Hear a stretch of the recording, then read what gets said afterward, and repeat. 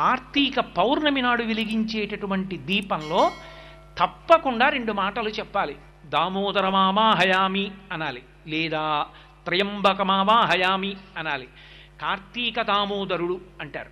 దామోదర విష్ణు సంబంధం, త్రయంబక శివ సంబంధం. త్రయంబకుడు అంటే మూడు కన్నులున్నవాడు అన్న అర్థమే కాదు. త్రయంబక అంటే త్రయాణం లోకానాం, ఆయన మూడు లోకములకు కూడా తల్లి తండ్రి అయి ఉంటాడు కాబట్టి త్రయంబకుడని పేరు. అటువంటి త్రయంబక స్వరూపమైనటువంటి పరమశివుణ్ణి ఆవాహన చెయ్యాలి. అక్షత వేసి ఓ పువ్వో పసుపో కుంకమో వెయ్యాలి దీపం మీద. దామోదరుణ్ణన్నా పిలవాలి, త్రయంబకుణ్ణన్నా పిలవాలి. పిలిచి ఇప్పుడు ఈ దీపాన్ని పైకెత్తి పట్టుకోవాలి. ఈ దీపాన్ని పైకెత్తన్నా పట్టుకోవాలి, లేదా నువ్వు ఒక ఎత్తైన ప్రదేశంలోనన్నా ఉంచాలి. అందుకే కార్తీక మాస ప్రారంభం దేంతో అంటే ఆకాశ దీపంతో ప్రారంభం. నిజానికి ఏవి ఆకాశ దీపాలు? మీరు నేను పెట్టక్కర్లేదు. ఆకాశ దీపాలు వెలిగించిన వాడు పరమేశ్వరుడు. సూర్యుడు, చంద్రుడు, నక్షత్రములు ఇవి ఆకాశ దీపాలు. మరి కార్తీక మాస ప్రారంభం దేంతో మొదలు? ఆకాశ దీపంతో ప్రారంభం. ఆకాశ దీపం ఎక్కడ వెలిగిస్తారు? దేవాలయంలో వెలిగిస్తారు. దేవాలయంలో ధ్వజస్తంభానికి తాడు కట్టి ఒక చిన్న పాత్రలో దీపం వెలిగించి గాలికి నిధనం కాకుండా రంధ్రములతో ఏర్పాటు చేసి దాన్ని జాగ్రత్తగా సమంత్రకంగా భగవంతుడి నామాలు చెప్తూ భక్తులందరూ చుట్టూ నిలబడి ఉండగా ఆ దీపాన్ని పైకెత్తుతారు. ఎవరి శక్తి కొలది వాళ్ళు కార్తీక మాసంలో ఆకాశ దీపాన్ని పైకెత్తడానికి చమురో ఒత్తులో ఏవో ఒకటి ఇస్తూ ఉంటారు. అది పైకెత్తుతారు. ఎందుకని? ఇప్పుడు ఆ దీపం ధ్వజస్తంభం మీద ఉండి అంతటా వెలుతురు చిమ్ముతుంది. ధ్వజస్తంభం మీదకి ఏదైనా లాగారు అంటే, పతాకాన్ని ఆరోహణం చేశారు అంటే ఈశ్వరుడికి ఉత్సవం అవుతోందని గుర్తు. ఒక్క కార్తీక మాసంలో మనమే ఉత్సవం చేస్తున్నాం. మనకి మనం ఉత్సవం. ఉత్ అంటే తల పైకెత్తడం. తల పైకెత్తి చూశాడు కాబట్టి ఉత్సవం. ఏమిటి తల పైకెత్తి చూడడం? నాకు ఉన్న గౌరవం ఏమిటి? ఈ శరీరంలో ఉంటే నేను చెయ్యగలిగిన అధికారం ఏమిటి? సమస్త భూతములకు నేను మహోపకారం చెయ్యగలను. కార్తీక పౌర్ణమి నాడు ఇతర ప్రాణులు చెయ్యలేవు, నేనే చెయ్యగలను. ఏమిటి చెయ్యగలను? దీపం తీసుకెళ్ళి ఓ గదిలో పెట్టాననుకోండి, కొంత ఫలితం. వీధిలోకి తీసుకొచ్చి దీపం పెట్టాననుకోండి, విశేష ఫలితం. అందుకే గుత్తి దీపాలని పెడతారు. ఇంతంత ఒత్తులు కట్టకట్టి వెలిగిస్తారు ఆ రోజున. యథార్థానికి శాస్త్రంలో ఏం చెప్పారంటే, ఆ రోజున చెత్త కూడా వెలిగించాలి. వీధులలో ఉన్న చెత్త కూడా వెలిగించేసేయమన్నారు. కానీ లౌకికాగ్నితో వెలిగించకూడదు. మీ ఇంట దీపం వెలిగించి కార్తీక పౌర్ణమి నాటి ప్రదోష వేళ దామోదరమావాహయామి అని కానీ, త్రయంబకమావాహయామి అని కానీ అని ఆ దీపంతో వెలిగించాలి. ఈ దీపం పెట్టి ఒక్కసారి ఆకాశం వంక చూసి ఒక శ్లోకం చెప్పాలి. కీటా పతంగాహమశకాశ్చ వృక్షాః జలే స్థలే ఏ నివసంతి జీవాః దృష్ట్వా ప్రదీపం నచ జన్మభాగినః భవంతి త్వం స్వ్యపచాహి విప్రాః. ఈ శ్లోకం చెప్పి నమస్కారం చెయ్యాలి. ఇప్పుడు నువ్వు ఆ నమస్కారం చేస్తే పరమేశ్వరుడు ఎంతో ఆనందాన్ని పొందుతాడు. కూడా వీడికి నేను మనుష్య శరీరాన్ని ఇస్తే వీడు ఇన్ని భూతములలో ఉన్న విభూతిని వాడుకున్నాడు. ఇన్నిటిని వాడుకున్నందుకు ఇవాళ వీడు ప్రత్యుపకారం చేశాడు. ఈ ఉపకార బుద్ధి కృతజ్ఞత ఉన్నవాడు కాబట్టి నా మాట నమ్మి ఉపకారం చేశాడు కాబట్టి వీడికి నేను మళ్ళీ మనుష్య శరీరం ఇవ్వచ్చు. ఈ మాట చెప్పినప్పుడు కీటాః పతంగాహమశకాశ్చ వృక్షాః, కీటకములుంటాయి, చిన్న చిన్న పురుగులు. అవి ఎందుకు పుడతాయంటే దీపంలో పడి చచ్చిపోవడానికే పుడతాయి. వాటి వల్ల ఏమైనా ఉపయోగం ఉంటుందా అంటే నాకేం ఉండదు. బల్లులకు ఉంటుంది, బల్లులు తింటాయి వాటిని, ఇతర భూతములకు ఆహారం అయిపోతాయి. అథవా వాటి ఆయుర్దాయం అంతా దేనివల్ల నశించిపోతుందంటే దీపం వల్ల నశించిపోతుంది. ఆ దీపం యొక్క జ్యోతి మీదకి వచ్చి పడిపోయి అవి కింద పడిపోయి రెక్కలు ఊడిపోతాయి వాటికి. అటువంటి దీపపు పురుగులు దీపం మీద పడి కాలిపోవడం, చచ్చిపోవడమే తప్ప అభ్యున్నతి పొందింది లేదు. ఆ దీప వైభవం వాటికి తెలిస్తే కదా. పైగా అవి దీపంలో ఎక్కువగా పడిపోతే దీపం నిధనమైన పాపం వస్తుంది వాటికి తప్ప అవి దీపం వల్ల ప్రయోజనం పొందలేదు. కానీ ఇవాళ నేను ఈశ్వరా ఒక సంకల్పం చెప్తున్నాను, ఈ దీపము కాదు, ఇది త్రయంబకుడు, ఇది దామోదరుడు. కాబట్టి దీని వలన మొదటి ఫలితం ఎవరికి వెళ్ళాలంటే కీటాః పతంగాః మశకాశ్చ, చ అంటే కూడా కీటకములు, పతంగాః పురుగులు, మశకాశ్చ దోమలు, వృక్షాః అవి ఎంతో ఉపకారం చేస్తాయి. కాయలు ఇస్తాయి, పళ్ళు ఇస్తాయి, ఆకులు ఇస్తాయి, కొమ్మలు ఇస్తాయి, రెమ్మలు ఇస్తాయి, కలపిస్తాయి, ఇల్లు కట్టుకుంటాం, ఇన్ని చేస్తాం. కానీ ఎండలో అది నిలబడి మనకి నీడనిస్తుంది తప్ప దాని జన్మాంతరంలో అది మాత్రం ఎక్కడికి వెళ్ళలేదు. అలాగే ఉండాలి. ఒక ఆవు వచ్చి దాని కొమ్మలు కొరుక్కు తినేస్తున్నా, ఒక ధూర్తుడొచ్చి కొమ్మ విరిచేస్తున్నా, ఏవో ప్రాణులు దాని మీదకెక్కి అలజడి చేసి కొమ్మలన్నింటినీ ఉంచేస్తున్నా, గొడ్డలి పెట్టి తన్ని నరికేస్తున్నా, ఒక్క అడుగు ఇలా తీసి ఇలా వెయ్యలేనటువంటి దైన్యము చెట్టుది. అది అలాగే నిలబడుతుంది. ఆ చెట్టు ఎలా అభ్యున్నతిని పొందుతుంది? దానికి కదలలేనప్పుడు దానికి కర్మాధికారం ఏది? అది సంపాదించుకోలేదు. కాబట్టి ఈశ్వర, నీ దీపపు వెలుతురు ఆ చెట్టు మీద పడుతోంది కాబట్టి దామోదరుని చెయ్యి దాని మీద పడినట్టే, త్రయంబకుని చెయ్యి దాని మీద పడినట్టే అది అభ్యున్నతిని పొందాలి. కీటాహ పతంగాహ మశకాశ్చ వృక్షాహ జలే స్థలే ఏ నివసంతి జీవాహ. నీటిలో ఉంటాయి, చాలా చేపలుంటాయి, కప్పలుంటాయి, తాబేళ్లుంటాయి. ఈ దీపపు వెలుతురు నీటి మీద పడ్డప్పుడు నీటి లోపల ఉన్నటువంటి ప్రాణులన్నీ కూడా నీ అనుగ్రహాన్ని పొందాలి. అక్కడతో సరిపోతుందా? ఇవి కాదు. జలే స్థలే ఏ నివసంతి జీవాహ దృష్ట్వా ప్రదీపం నచ జన్మభాగినః. వాటికేం తెలియదు, అవేం పుణ్యం చేయలేదు. కానీ ఈ వెలుతురు వాటి మీద పడిన కారణం చేత ఇక వాటికి జన్మ లేకుండుగాక, అక్కడితో వాటికి ఉన్నటువంటి పాపపుణ్యములన్నీ కూడా నశించిపోవుగాక అని భవంతి త్వం శపచాహి విప్రాహ. అసలు వేదం మీద నమ్మకం లేకుండా కేవలము పాపకర్మాచరణము మాత్రమే చేస్తూ ఈ లోకంలో తిరుగుతూ కేవలం ఉదర పోషణార్థమే బ్రతుకుతున్నటువంటి భయంకరమైన స్థితిలో ఉండిపోయిన వాడి మీద ఈ దీపము యొక్క కాంతి ప్రసరించిన కారణము చేత వాడు కూడా వచ్చే జన్మలో వేదము యొక్క ప్రమాణమును తెలుసుకున్నవాడై స్వరంతో వేదం చదువుకుని వేదాన్ని ప్రచారం చేసి వేదమును అడ్డుపెట్టి లోకోద్ధరణ చెయ్యగలిగినటువంటి నిస్వార్థపూరితమైనటువంటి లోకోపకారి అయిన బ్రాహ్మణుడిగా జన్మించి అభ్యున్నతిని పొందుగాక. కాబట్టి భవంతి త్వం శ్వపచాహి విప్రాహ. ఈ దీపపు కాంతంత గొప్పది. కాబట్టి ఈశ్వర, మీ యందు త్రయంబకుణ్ణి దామోదరుణ్ణి ఆవాహన చేసి ఈ దీపపు వెలుతురు ప్రసరించేటట్టు చేస్తున్నాను. అందుకే కార్తీక పౌర్ణమి అన్ని చోట్ల దీపాలు ఎత్తుతారు. ఇక దీపం ఎత్తని ప్రదేశం ఉండదు. కార్తీక పౌర్ణమి నాడు సాయంకాలం ఉపన్యాసం చెప్తే ఎవరు ఉండరు, చెప్పకూడదు కూడా. ఎందుకంటే కార్తీక పౌర్ణమి అంటే ప్రతి వాళ్ళు ఇళ్లలో చేసుకోవాలి. ప్రతి వాళ్ళు కార్తీక పౌర్ణమి నాడు పెట్టుకుంటారు. అందుకే ఆ రోజు వెలిగించే దీపాలు గుత్తి దీపాలు కూడా పెడతారు. దానికి రెండు కారణాలు. ఒక ఇల్లు మనం కడితే ఆ ఇంట దీపం లేకుండా ఏ ఒక్క రోజు ఉండకూడదు. శాస్త్రంలో ఏమిటంటే యథార్థానికి ఇల్లు కట్టి మీరు ఎక్కడికైనా తాళం వేసి వెళ్ళిపోతున్నారనుకోండి, ఇంటి బ్రహ్మగారు అని ఉంటారు. ఆయన్ని పిలిచి, అయ్యా మేము ఏదో కాశీపట్టణానికి వెడుతున్నాం, రావడానికి 20 రోజులు పడుతుంది, ఈ 20 రోజులు మీరు కాస్త మా పూజా మందిరంలో దీపం వెలిగించి స్వామికి బెల్లం ముక్క నైవేద్యం పెట్టండి అని చెప్పి వెళ్ళాలి ఇంటి తాళం ఇచ్చి. ఆయన రోజు దీపం పెట్టి పెడతాడు. ఇంట దీపం వెలగలేదు అంటే పరమ అమంగళకరమైన గృహమని గుర్తు. అలా నీ ఇళ్ళన్నవి ఎన్నున్నాయో అన్ని చోట్ల దీపాలు వెలగాలి. స్వగృహే అని నువ్వు ఎక్కడ కూర్చుని సంకల్పం చెప్పగలవో అక్కడ అన్ని చోట్ల దీపాలు వెలుగుతూ ఉండాలి 365 రోజులు. అలా దీపం వెలగకపోతే ఆ దోషం నీకే వస్తుంది మళ్ళీ ఆ ఇంట్లో తిరిగినందుకు. ఆ పాపం పోగొట్టుకోవడానికి ప్రాయశ్చిత్తంగా ఇవ్వబడినటువంటి అద్భుతమైన తిథి కార్తీక పౌర్ణమి. అందుకే కార్తీక పౌర్ణమి నాడు 365 ఒత్తులు గుత్తి దీపం అని ఆవునీతిలో ముంచి వెలిగించేస్తుంటారు. 10 రోజులో 15 రోజులో ఇది తెలియకముందు ఇంతకుముందు ఎప్పుడైనా వదిలేసిన రోజులు ఎన్నున్నాయో, ఒక ఏడాదంతా నీ దీపం పెట్టకుండానే ఇల్లు వదిలేసినా ఎంత పాపం వస్తుందో అదంతా పోవుగాక 365 ఒత్తులు వెలిగించి వచ్చేస్తాడు. అది ఎవరు వెలిగించుకోవాలి? ఇంటి యజమాని వెలిగించాలి. ఇంటి యజమాని దీపం పెట్టవలసిన వాడు. మా ఆవిడ వెలిగిస్తుంది, నేను టీవీ చూస్తాననకూడదు. యజమాని పంచె కట్టుకుని వెళ్ళి దేవాలయంలో దీపం పెట్టాలి. యజమాని ఇంట్లో దీపం పెట్టి సమస్త భూతములకు ఉపకారం చెప్పాలి. ధర్మపత్ని సమేతస్య అని సంకల్పం ఉంది, కానీ ఆవిడ వెలిగించి ధర్మపత్ని సమేతస్య అని చెప్పిందని సంకల్పం లేదు. నువ్వు పెట్టాలి దీపం. కాబట్టి పురుషుడు యజమాని ఇంటికి. కాబట్టి యజమాని ఆ రోజున ఇది చెయ్యకపోతే అతనికి పరమేశ్వరుడు ఇచ్చినటువంటి అద్భుతమైన అవకాశాన్ని జారవిడుచుకున్నవాడవుతాడు. కాబట్టి ఎంతంత దీపాలు పెడతారో అంతంత అనుగ్రహం.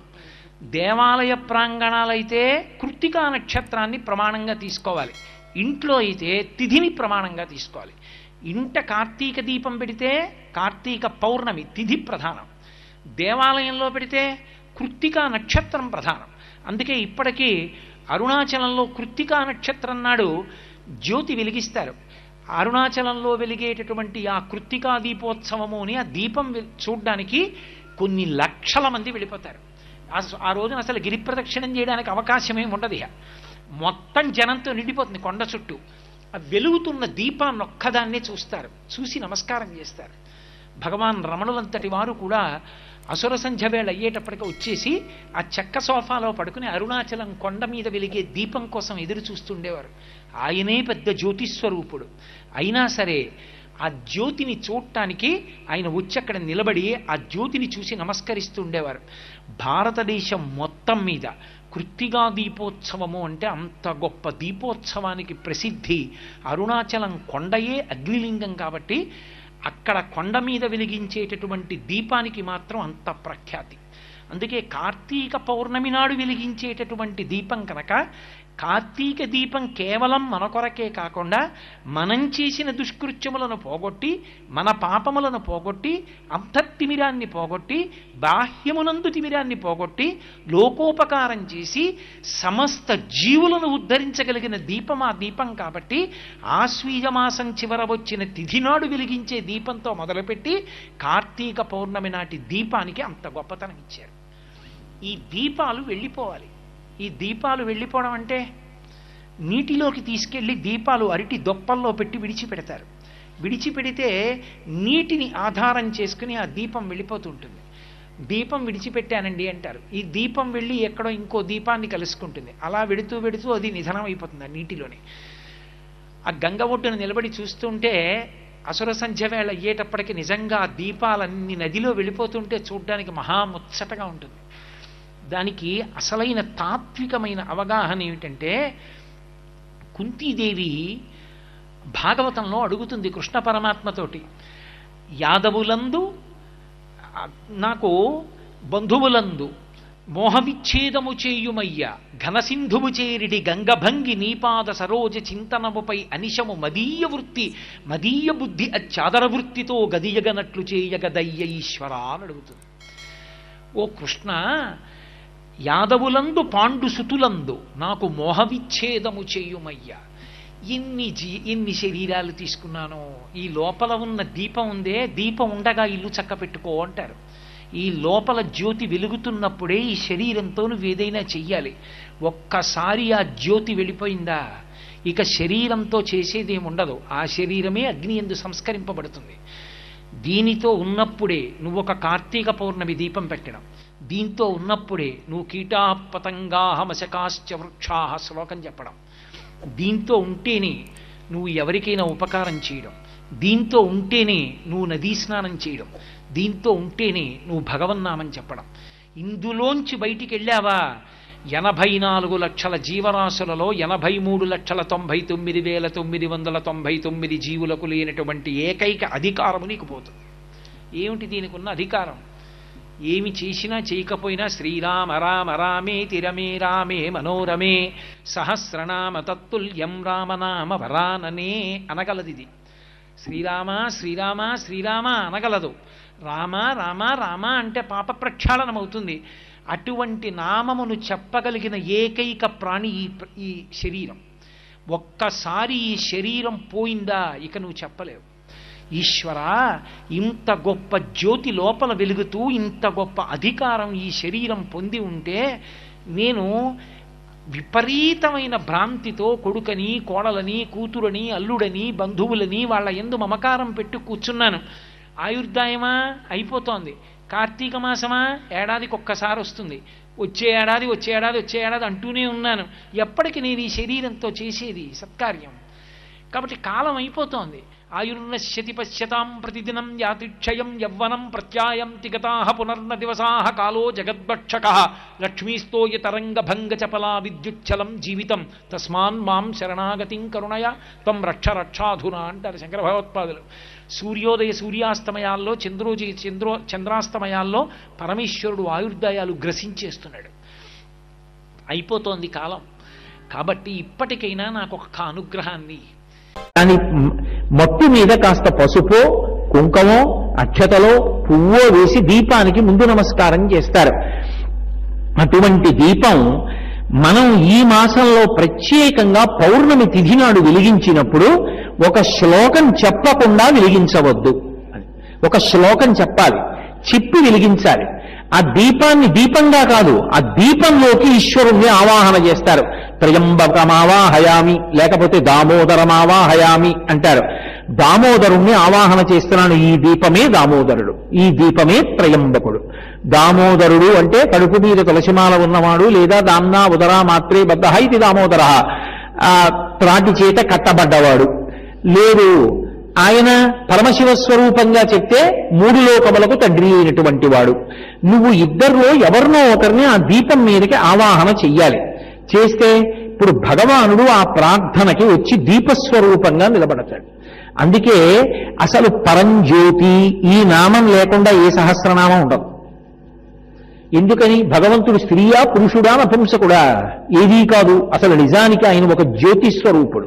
అందుకే లోపల కూడా నీవారస్సూక వత్తంది పీతాభాస్వత్యనూపమా, వెలుగులకు వెలుగై ఇక్కడ వెలుగుతున్నాడు అని మనకి తెల్లవారి లేస్తే మంత్రపుష్పంలో చెప్తాం. నాభి బొడ్డులో చిటికిన వేలు పెట్టుకుని బొటనవేలు పైకి పెడితే బొటనవేలు ఎక్కడ తగులుతోందో అక్కడ అధోముఖంగా ప్రకాశిస్తున్నటువంటి ఒక కమలం ఉంటుంది ఆ యోగ విద్యలో. అది దాని చివర ఒక చిన్న కేంద్రం కాంతి వెలుగుతుంటుంది. దాని మధ్యలో చిన్న రూపంతో పరమేశ్వరుడు ప్రకాశిస్తూ ఉంటాడు. అప్పుడు దానికి ఏం రూపం లేదు. అది పైకి కిందకి పక్కలకి కాంతిని విస్తరిస్తే కూర్మరూపుడు అంటారు. కూర్మం అంటే కాంతి. అందుకే ప్రాణ అపాన వ్యాన బుధాన సమాన నాగ కూర్మ కృకర ధనంజయ దేవదత్తములని 10 వాయువుల్లో కూర్మవాయువై లోపల ఉండి ఆ కాంతిని విస్తరిస్తాడు. ఆ దీపంలోంచి వస్తోంది ఆ కాంతి అంతా. అందుకే దీపం ఉండగా ఇల్లు చక్కబెట్టుకో, వాడు లోపల వెలుగుతూ ఉండగా మంచి పనులు చేయి.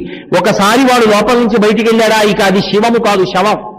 కాబట్టి ఆ దీపం ప్రధానం. అటువంటి దామోదరుణ్ణి, అటువంటి త్రయంబకుణ్ణి ఆవాహన చెయ్యాలి. దామోదరమావాహయామి లేదా త్రయంబకమావాహయామి అని నమస్కారం చెయ్యాలి.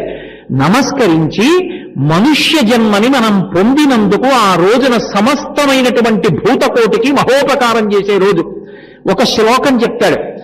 కీటాపతంగాహమశకాశ్చ వృక్షాః జలే స్థలే ఏ నివసంతి జీవాః దృష్ట్వా ప్రదీపం నచ జన్మభాగినః భవంతి త్వం శపచాహి విప్రాః అని చెప్పాలి. ఒకసారి అంతటా చూసి నమస్కారం చెయ్యాలి. ఈ దీపము పరబ్రహ్మం. పుణ్యకర్మాచరణ చెయ్యడానికి అవకాశం లేక అలా పడిపోయి ఉన్నటువంటి ప్రాణులు కొన్ని కోట్లకి కోట్లున్నాయి. అవి ఎక్కడున్నాయి అంటే కీటాపతంగాహమశకాశ్చ వృక్షాః, చిన్న చిన్న పురుగులు, రెక్కలు కలిగినటువంటి పురుగులు, దోమలు, ఈగలు ఎన్నో. ఎంత తొందరగా జన్మ పరంపర మారిపోతోందో. దానికి సుఖదుఖాలు లేవేంటి? దానికి సుఖదుఖాలు ఉంటాయి. చిన్న పురుగు పాకుతూ ఉంటే మీరు చీపురు పుల్ల పెట్టి ఇలా అనండి, అది భయంగా గబగబా ఇటు పక్కకి పారిపోతుంది. దానికి భయం ఉంటుంది, దానికి బతుకుదామన్న కోరిక ఉంటుంది, దానికి ఆకలి ఉంటుంది, దానికి దాహం ఉంటుంది, దానికి జర, దానికి మరణము, దానికి శోకము, దానికి మోహము, షడూర్ములు ఉంటాయి. అటువంటి సమస్త ప్రాణులు పుడుతున్నాయి, చస్తున్నాయి, పుడుతున్నాయి, చస్తున్నాయి. పునరపి జననం పునరపి మరణం పునరపి జనని జఠరే చైనం ఇహ సంసారే బహుదుస్తారే కృపయాపారే పాహిమురారే అంటారు శంకరులు. అలా ఇన్ని జన్మ పరంపరలో తిరుగుతున్నటువంటి ఈ ప్రాణులకు స్వరపేటిక లేదు. అవి భగవన్నామని చెప్పలేవు. తనని తాను ఉద్ధరించుకోలేదు, వేరొకరిని ఉద్ధరించలేదు. కానీ నేను మనుష్యుడిగా పుట్టాను. నేను ఇతర ప్రాణుల్ని ఉద్ధరించడానికి కావలసినటువంటి విభూతి ప్రసరణం జరిగేటటువంటి తిథి కార్తీక పౌర్ణమి. కాబట్టి ఇవాళ నేను వీటన్నిటికీ అనుగ్రహం చెయ్యగలను. ఎలా అనుగ్రహం చెయ్యగలను? కీటాపతంగాహమశకాశ్చ వృక్షాః జలే స్థలే ఏ నివసంతి జీవాః. అవి భూమి మీద ఉన్నవి కావచ్చు, భూమి మీద ఎగురుతున్నవి కావచ్చు, భూమి మీద పాకుతున్నవి కావచ్చు, భూమి మీద పుట్టి దీపం మీద వాలి చచ్చిపోతున్నవి కావచ్చు. స్థలే జలే స్థలే, నీళ్లలో పుట్టినవి కావచ్చు, నీళ్లలో ఉన్నవి కావచ్చు, చేపల్లాంటివి, కప్పల్లాంటివి, ఎండ్రకాయలు లాంటివి. నీళ్లలో ఉన్నవి కావచ్చు, కాదు అసలు భూమి మీద పుట్టినా కదలలేనివి కావచ్చు. చెట్టుంది. అందుకే కీటాపతంగాహమశకాశ్చ వృక్షాః. ఒక చెట్టుంది, ఆ చెట్టు ఎందరికో ఉపయోగపడుతుంది. కానీ ఆ చెట్టు తనని తాను రక్షించుకోవడం దానికి ఎంత కష్టం. ఏదో ఆకులు వేస్తుంది, పువ్వులు పూస్తుంది, అలా వెళ్ళిపోతుంది. ఒక మేక గభాలను 2 కాళ్ళు ఎత్తి కొమ్మ పట్టుకుని ఆకులు తినేస్తుంది. దానికి బాధ ఉండదా? దానికి బాధ ఉంటుంది. ఒక ధూర్తుడు వెడుతూ కొమ్మ వంచి పెడేళ్ళ విరిచేస్తాడు. ఉదయం వేళ వ్యాయామం కోసం నడుస్తున్నామంటారు, చేతిలో ఓ ప్లాస్టిక్ కవరు, చేతిలో ఓ ఇనప ఊచ, పూల మొక్క వేసుకున్నవాడు ఇంకొకడు, వీడు తెల్లవారేటప్పటికే కొమ్మ కిటికీ నుంచి గోడ నుంచి లాగేసి పువ్వులు కోసుకుని సంచిలో వేసుకుని పూజ. వాడు అలోమ నడుస్తాడు, ఇంత కష్టపడి పెంచాను మొగ్గ పువ్వు అవుతుంది అనుకున్నాను, తెల్లవారి కట్ట ఎత్తుకుపోయాడని. ఇది వ్యాయామం, ఇది పూజకు పువ్వులు పట్టుకెళ్లే విధానం. అదే ఈశ్వరుడు చూసి సంతోషించేది. కాబట్టి వృక్షాహ, ఆ చెట్టు పాపం ఏం చేస్తుంది? అదేం చేయలేదు. దాని మీద పాము పాకినా ఊరుకోవాలి, గొడ్డలు తీసుకొచ్చి దాన్ని నరికేస్తున్నా అది అలాగే ఊరుకోవాలి. బాధ ఉండదా? జగదీష్ చంద్ర బోస్ నిరూపించాడు. గజ గజ గజ ఉనికిపోతుంది ధూర్త ప్రాణులు దగ్గరికి వస్తున్నప్పుడు. అయినా కదలడానికి లేదు, పాదపము అలాగే ఉంటుందంతే, కూరుకుపోయి. అటువంటి చెట్టు చూస్తుంది, నా దళాలు పట్టుకెళ్ళి పూజ చేస్తున్నారు, నా కొమ్మ పట్టుకెడుతున్నారు, నన్ను వంట చెరుకుగా వాడుకుంటున్నారు, హోమంలో వేస్తున్నారు, కానీ నాకు ఏం అధికారం లేదు. ఇప్పుడు నువ్వు వీటన్నిటినీ వాడుకుంటున్నావు. ఒక కుక్కకి కబళం పడేశావు, కుక్కొచ్చి ఇంటికి కాపలా కాస్తోంది, నువ్వు ఉన్నావా లేదా సంబంధం లేదు, ఒక్క కబళం పడేశావు కాబట్టి నువ్వు కాశీ పెడితే ఇంటి ముందు కుక్క పడుకుంది, యజమాని లేడని. కుక్క ఉపకారం, ఒకనాడు దొంగ వచ్చాడు, కుక్క అరిచి తరిమింది, నీకు తెలియని కూడా తెలియదు, కుక్కకి చెప్పుకోవడం కూడా చేత కాదు. ఒక చెట్టు నీకు ఎంత ఉపకారం చేస్తోంది. అసలు పరమేశ్వరుడు చెట్టు రూపంలోనే ఉంటాడు అన్నారు వాల్మీకి మహర్షి. నివాస వృక్ష సాధూనాం ఆపన్నానాం పరాగతి ఆప్తానాం సంసరేశ్చైక భాజనం అన్నారు. చెట్టు తన దగ్గరికి వచ్చినటువంటి వాణ్ణి స్త్రీ పురుష పండిత పామర కులమత వర్ణవర్గ వివక్ష చూడదు. తన దగ్గరికి వచ్చాడు, నీడనిస్తుంది. పరమేశ్వరుడంతే. నువ్వు ఆయన పాదముల దగ్గరికి వెళ్ళావు, రక్షించేస్తాడు. అటువంటి చెట్టు ఇంతమందికి నీడనిస్తుంది, తాను మాత్రం నీడలో ఉండలేదు, ఎండలో ఉంటుంది. ఎంత శోషించిపోతుందో రోహిణీ కార్తెలో ఆకులిలా వాలిపోయి. అటువంటి చెట్టు వల్ల ఇన్ని ఉపకారాలు పొందావు. నువ్వు చెట్టుకు ఉపకారం నీళ్లు పోయడం కాదు, ఆ జీవుడు తరించాలి. అందులో ఉన్న జీవుడు వాడున్నాడు లోపల, వాడిని తరింపచేసే అవకాశం వచ్చేది ఒక్క కార్తీక పౌర్ణమి నాడు. ఆ రోజున మనుష్యుడిగా పుట్టిన ప్రతివాడు సమస్త భూతములకు ఉపకారం చెయ్యగలడు. అది నాకు కావాలని అడిగారు పెద్దలు. అందుకే దశమస్కందంలో మాలాకారుడు అంటాడు, నీపాద కమల సేవయు నీపాదార్చకులతోడి నెయ్యము నితాంతాపార భూతదయు తపసమందార నాకు దయసేయగదే అంటాడు. మనుష్య శరీరంతో ఉన్నందుకు సమస్త భూతములకు నువ్వు ఉపకారం చెయ్యగలిగినటువంటి పరమ పవిత్రమైన రోజు ఏది అంటే కార్తీక పౌర్ణమి. ఆ రోజు దీపం వెలిగిస్తే ఈ శ్లోకాన్ని మనం తప్పకుండా చెప్పాలి. కీటాపతంగాహమశకాశ్చ విప్రాహ జలే స్థలే ఏ నివసంతి జీవాహ. అది నీళ్లలో ఉందా భూమి మీద ఉందా అనవసరం. ఆ జీవులన్నీ కూడా దృష్ట్వా ప్రదీపం నచ జన్మభాగినః, ఈ దీపం వంక అవి చూస్తున్నాయి. అవి చూసిన కారణం చేత ఇక అవి జన్మను పొందకుండుగాక. ఆ రోజుకున్న ప్రాధాన్యత అటువంటిది.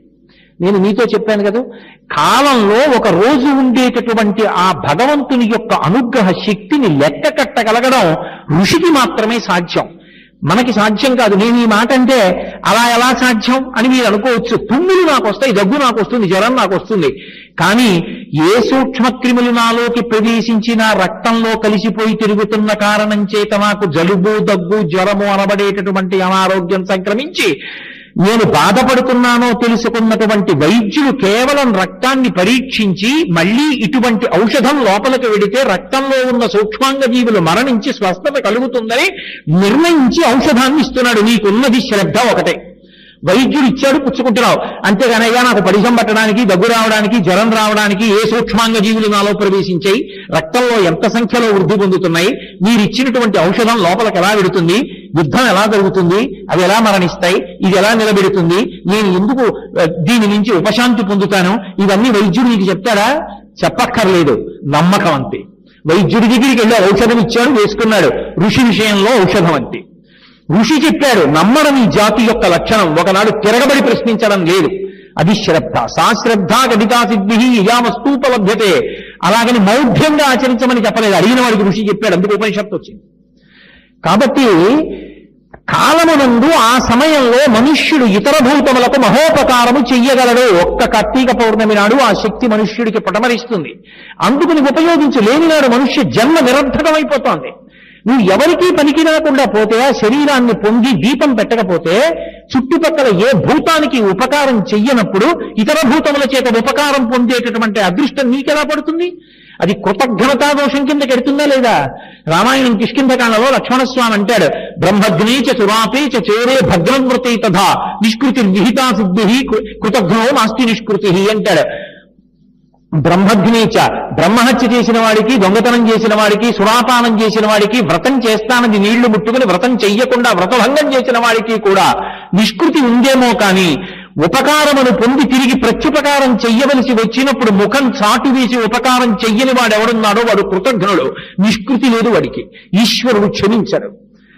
మనం కూడా మహోపకారం చెయ్యవలసినటువంటి సమయంగా ఋషులు లెక్కపెట్టినది ఏది అంటే కార్తీక పౌర్ణమి. అందుకే దానికి అంత శక్తివంతం ఆ తిథి. అది మనం చెయ్యవలసిన తిథి. నువ్వు ఎక్కడున్నావన్నదంతా సంబంధం లేదు. నువ్వు ఇన్ని వస్తువులు పట్టుకెడతావు, పెట్టవలసిన అవసరం ఉందని కాలంలో అవసరం అనుకున్నప్పుడు ఒక దీపానికి సంభారాన్ని ఎందుకు పట్టుకెళ్ళలేవు? అంటే నేనేదో నా సొంత గొప్పతనానికి చెప్తున్నానని మీరు అనుకోవద్దు. నిన్నటి రోజున నేను ద్వాదశి తిథి ఏడుకొండల మీద ఉన్నాను. ఓ రావి చెట్టు ఉంది నేను ఉన్నటువంటి గది పక్కన. మూలతో బ్రహ్మరూపాయ, మధ్యత విష్ణురూపిణి, అగ్రత శివరూపాయ, వృక్షరాజాయితే నమః. ఆనందనిలయంలో ఉన్న వెంకటేశ్వరుడు నేనున్న గది పక్కన రావి చెట్టు రూపంలో ఉన్నాడు. ఆయన పాదాల దగ్గరికి వెళ్ళి దీపం పెడితే ఎంతో, రావి చెట్టు వేళ్ల దగ్గరికి వెళ్ళి నేను దీపం ఉంచితే అంతే. ఓ ప్రమిద, నేతిలో ముంచిన ఒత్తులున్న ఇంత డబ్బా, ఓ అగ్గి పెట్టే. నువ్వు తెచ్చుకోవలసినవి ఇన్ని పంచెలు తెస్తున్నావు, ఇన్ని ఉత్తరీయాలు తెస్తున్నావు, ఇన్ని తువ్వాళ్లు తెస్తున్నావు, బోలుడని పళ్ళు తోకునే వాటి దగ్గర నుంచి గుర్తు పెట్టుకు తెచ్చుకుంటున్నావు. కార్తీక శుద్ధ ద్వాదశి నీకు గుర్తుండి దీపానికి 2 ప్రమిదలు, నేతితో ఇన్ని ఒత్తులు, ఓ అగ్గి పెట్టే బరువు ఎందుకు అవ్వాలి నీకు? నీకు ఋషి పట్ల గౌరవం ఎక్కడున్నట్టు అలా పట్టుకెళ్ళనప్పుడు ఓ దీపం పెట్టాలి. పెట్టనప్పుడు మనుష్య జన్మకి సార్థక్యం ఏముంది? ఎందుకు ఇంకా మనుష్య జన్మ ఎత్తి ప్రయోజనం ఏమవుతుంది? నా బోటిగాడి విషయంలో, నేను మీ బోట్ల గురించి చెప్పట్లేదు. కాబట్టి వచ్చింది తిథి, నువ్వు దాన్ని ఎలా ఉపయోగించుకున్నావు? కాలాన్ని ఉపయోగించుకోవాలి, వాడు సార్థక్యాన్ని పొందుతాడు. కాలమును ఎవడు ఉపయోగించుకున్నాడో వాడే కాలాతీతుడు కాగలడు. వాడే కాలమునందు పుణ్యాన్ని మూట కట్టుకోగలడు. వాడే ఇతర భూతములకు ఉపకారం చెయ్యగలడు. ఒక్కసారి లేచి నిలబడి చీకట్లో ఆ చెట్ల వంక చూసినప్పుడు, ఆ ఇతర ప్రాణుల వంక చూసినప్పుడు, అయ్యయ్యయ్యయ్యో నేను మనుష్యుడిగా పుట్టి శాస్త్రాన్ని గురువుని నమ్ముకున్నాను కాబట్టి శరీరం యొక్క విలువ తెలిసింది. నాలాగే ఆకలున్నా, దాహమున్నా, ప్రత్యుత్పత్తి చేసినా, జరామరణములున్నా, శోకమోహములున్నా పాపం వాటికి తెలియదే. వాటికి పుణ్యకర్మ అన్న మాటే లేదే. వాటికి నేను ఉపకారం చెయ్యగలిగిన రోజంటూ ఉంటే ఇదొక్కటే. ఇవాళే నా నుండి ఆ శక్తి ప్రసరిస్తుంది. నేను ఒక్క దీపం పెట్టలేనా? దీపం పెట్టడం కాదు, దీపం పెట్టి పరమేశ్వరుణ్ణి ప్రార్థన చెయ్యాల శ్లోకంతో. నీకు రాలేదు, ఒక కాగితం మీద రాసుకునే శ్లోకం చదువు. ఒకవేళ నువ్వు అలా చెప్పుకుంటూ పోతే నాకు ఆ శ్లోకం ఎక్కడ వస్తుంది అంటావా? రేపటి రోజున ఇక్కడ నల్ల బోర్డు పెట్టి శ్లోకం పెడతారు. వచ్చి కాగితం మీద రాసుకుని చక్కగా పౌర్ణమి నాడు చదువుకో. కాబట్టి కీటాపతంగాహమశకాశ్చ వృక్షాః జలే స్థలే ఏ నివసంతి జీవాః దృష్ట్వా ప్రదీపం నచ జన్మభాగినః భవంతి త్వం శ్వపచాహి విప్రాః. అంత గొప్ప తిథిసుమా జాగరూకుడవుకా. ఇతరులకు ఉపకారం చేసి తరించడం నేర్చుకో. ఇది జాతి యొక్క ప్రధానమైన లక్షణం. శ్రీరామాయణంలో సుందరకాండలో స్వామి హనుమ వెళ్ళిపోతుంటే మైనాక పర్వతం సముద్రంలోంచి పైకి లేచి అంటుంది, నేను పైకొస్తే ఇంద్రుడు నా రెక్కలు తరిగేస్తాడు నాకు తెలుసు. అయినా నేను పైకి ఎందుకు వచ్చానో తెలుసా? నిపత్యమనసృంగేషు విశ్రమస్వ యథాసుఖం. కాసేపు నా శిఖరముల మీద తిగి ఇంత తేనె తాగి 2 పళ్ళు తిని విశ్రమించి వెళ్ళవయ్యా హనుమ. ఎందుకు అడుగుతున్నానో తెలుసా? నా రెక్కలు తరిగేసినా సరే ఇంద్రుడు. కృతీచ ప్రతికర్తవ్యం దేశధర్మ సనాతన. ఎంత గొప్ప మాట అండి! ఋషివాక్కు ఋషివాక్కే. కృతీచ ప్రతికర్తవ్యం, ఉపకారము చేసిన వాడికి ప్రత్యుపకారము చెయ్యడము. ఏష ధర్మ సనాతన. హిందూ మతము ఇది కాదు అసలు ఈ ధర్మానికి పేరు. హిందూ మతం అన్న పేరు అన్వయం కాలా, సనాతన ధర్మము దీని పేరు. దీని పేరేమి? సనాతన ధర్మము. ఎప్పుడుంది? ఈశ్వరుడు ఎప్పుడో అప్పుడుంది ఈ ధర్మం కూడా. అందుకే వేద ధర్మం. వేదం ఎప్పుడుంది? ఈశ్వరుడు ఎప్పుడున్నాడో అప్పుడుంది. వేదం అంటే ఆయన మాట. మాట ఎప్పుడు ఉంటుంది? ఊపిరి ఉంటే ఉంటుంది. నేను మాట్లాడాలి. ఏది ఆధారం? ఊపిరి తీస్తే మాట్లాడాలి. ఊపిరి తీస్తూ మాట్లాడండి కోటేశ్వరారంటే సంభవం కాదు. ఊపిరి తీసిన తరువాత తీసిన ఊపిరిని వాక్కుగా మార్చాలి. ఈశ్వరుడు కూడా వేదాన్ని చెప్పాడు. అంటే ఇలా బ్రతకండని మాట చెప్పాడు. ఇప్పుడు ఆ మాట ఎక్కడి నుంచి వచ్చింది? ఆయన ఊపిరి వాక్కుగా మారింది. ఊపిరికి వ్యక్తికి అభేదం. నాకు నా ఊపిరికి భేదం ఉంటుందా? ఉండదు. ఊపిరి ఉన్నంత కాలం నేనున్నాను, ఊపిరి లేకపోతే నేను లేను. యావత్ పవనో నివసతి దేహే తావత్ పృచ్చతి కుశలంగేహే గతవతి వాయు దేహాపాయే భార్యా బిబ్బటి తస్మిన్ కాయే అంటారు శంకర భగవత్పాదులు. ఈశ్వరుడి ఊపిరికి ఈశ్వరుడికి అభేదం. అప్పుడు వేదం ఎప్పుడుంది? ఈశ్వరుడు ఎప్పుడున్నాడో అప్పుడుంది. అది అపౌరుషేయం. ఒకళ్ళు రాయలేదు, ఆయన ఇచ్చాడు. ఋషులు ద్రష్టలై విన్నారు. శృతి చెవి ప్రధానంగా స్వరంతో పరంపరాగతంగా శిష్యులని ఒకరి నుంచి ఒకరికి అలా స్వరప్రధానంగా కొనసాగి వెడుతోంది. అందుకే ఘన జట అంత జాగ్రత్తగా వేదాన్ని రక్షించారు.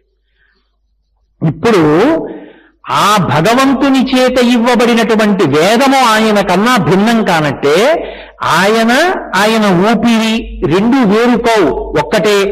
అలాగే ఆ పరమేశ్వరుడు చెప్పిన మాట ఏది ఉన్నదో అది పరమ ప్రమాణము. ఏష ధర్మ సనాతన, ఇది సనాతనమైన ధర్మము. సనాతనము ఎవరు? సనాతనము ఈశ్వరుడు. ఆయన ఎప్పుడున్నాడో ఈ ధర్మం అప్పుడుంది. ఇది కొత్తగా ఒకప్పుడు వచ్చింది కాదు. దీనికి ఒక పేరు లేదు. పేరు ఎప్పుడు అవసరం అవుతుందండి? నాతో గోపాలకృష్ణ గారు అంటే ఒక ఆయన పలుకుతూ ఉంటారు ఎప్పుడు నాతో వచ్చి. నేను తిరుపతి పట్టణానికి వచ్చిన తర్వాత ఇంకో ఇద్దరు గోపాలకృష్ణ గారులు కూడా ఉన్నారనుకోండి. అక్కడ గోపాలకృష్ణ గారు అన్నామనుకోండి, ముగ్గురు లేచి ఏమండి అన్నామనుకోండి, కాకినాడ గోపాలకృష్ణ గారు అనాలి నేను. ఎందుకని? ఇంకో ఇద్దరు కూడా ఉన్నారు కాబట్టి. ఒక గోపాలకృష్ణ గారే ఉన్నప్పుడు అసలు నేను గోపాలకృష్ణ గారు అనాలి తప్ప కాకినాడ గోపాలకృష్ణ గారు అనవలసిన అవసరం ఏముంది? ఈ ధర్మానికి పేరు అవసరం లేకపోయింది. ఎందుకంటే ఇది ఒక్కటే ఉంది, ఒకప్పుడు ఇంకొకటి లేదు. అందుకని సనాతన ధర్మం. ఈశ్వరుడు ఎప్పుడున్నాడో అప్పుడు ఉందంతే తప్ప దీనికి ప్రాతిపదిక వేదం. అందుకే వేదము ప్రమాణము. వేదము వినా వేరొకటి ప్రమాణము కాదు. అందుకే వేదాన్ని నమ్మి బ్రతుకుతారు. అటువంటి దాంట్లో ఏష ధర్మ సనాతన, అది ఋషివాక్కు. ఇది సనాతనమైనటువంటి ధర్మమయ. ఏది సనాతనమైన ధర్మము? కృతీచ ప్రతికర్తవ్యం. ఉపకారము చేసిన వాడికి ప్రత్యుపకారం చెయ్యడం ఈ సనాతన ధర్మం యొక్క జీవగర్ర. నువ్వు ఈ సమస్త భూతముల నుండి ఉపకారం పొందుతున్నావు.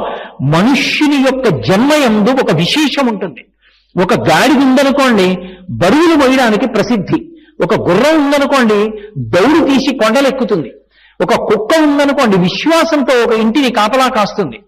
ఒక చామరీంద్రుడు ఉందనుకోండి, దాని తోకలోంచి వచ్చిన వెంట్రుకలు కుచ్చుకట్టి ఈశ్వరుడికి ఇలా చూపించి ఒక్కసారి సేవ చేస్తే అలసట తీరుతుంది.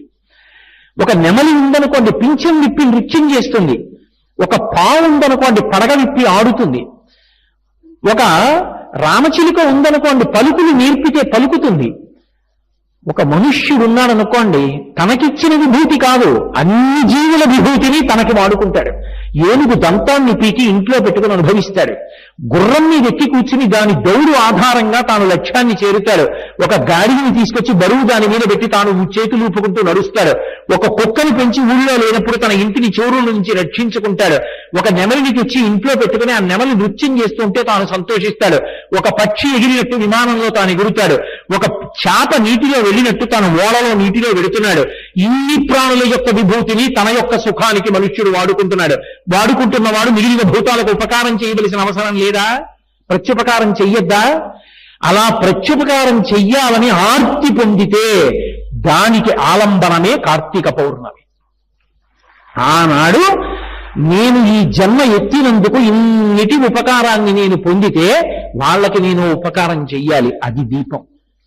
నాలో పొందినటువంటి భావన బయట ప్రకాశిస్తే నేను ప్రార్థన చేసి అడిగితే నాకు కంఠం ఉంది కాబట్టి ఆనాడు ఆ పౌర్ణమి విశేషమైనటువంటి పౌర్ణమి.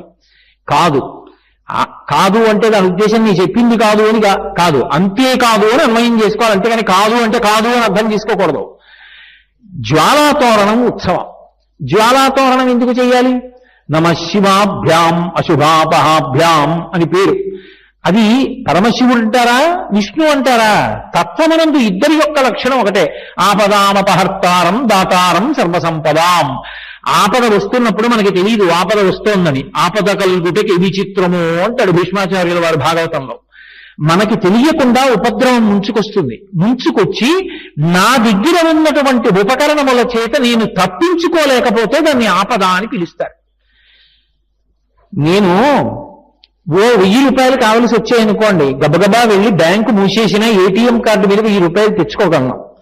నేను అలా నడిచి వెళ్ళిపోతుంటే గభాల్లో త్రాచుపా వచ్చి పడగ విప్పింది అనుకోండి, నేను ఎలా తప్పించుకుంటాను?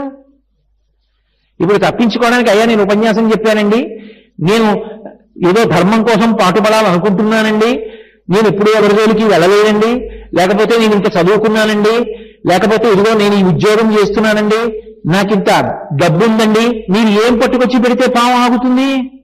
ఆగదు.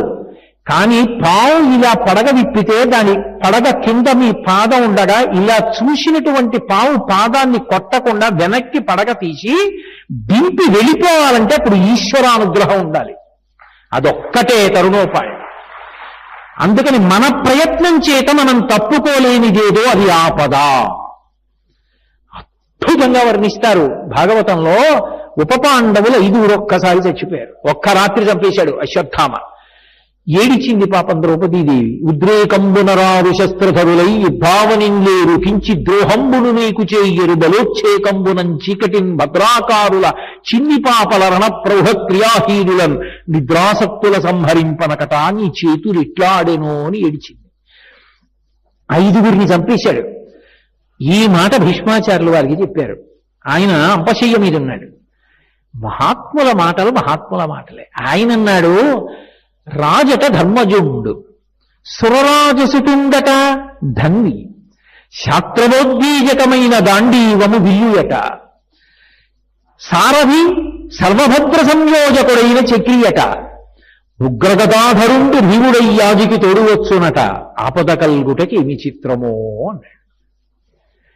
ఇప్పుడు దుర్యోధనుడు కాదు పరిపాలిస్తున్నది.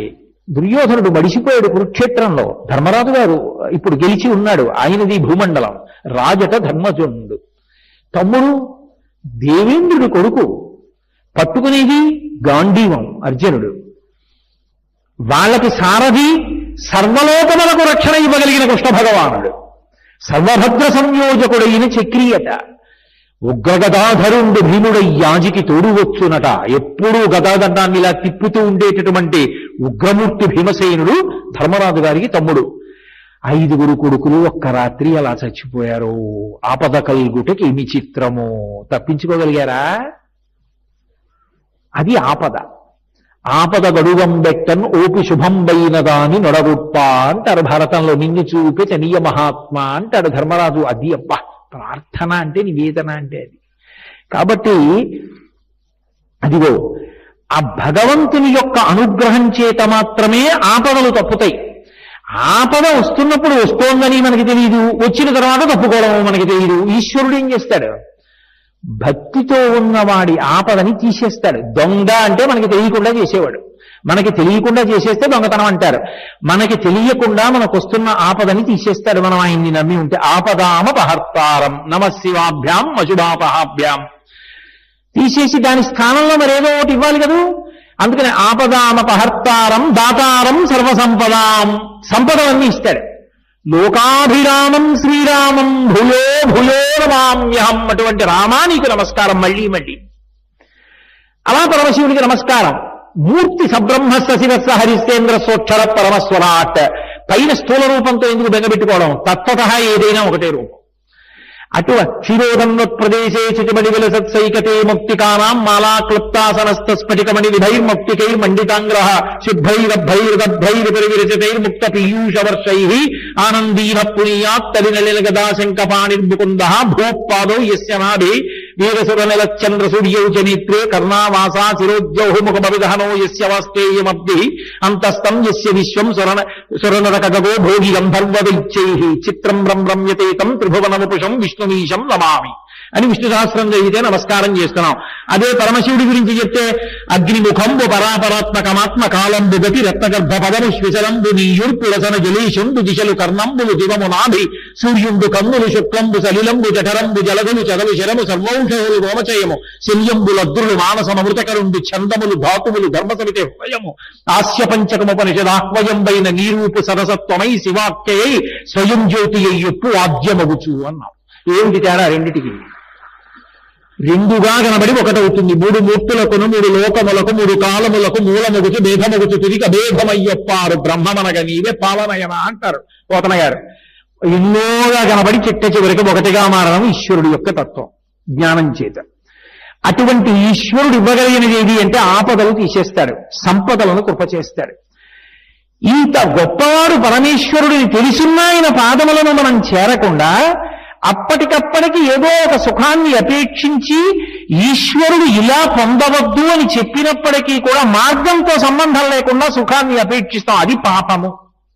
మార్గంతో సంబంధం లేదు, పొందామా లేదా అదొక్కటే, దానికి పాపమని పేరు.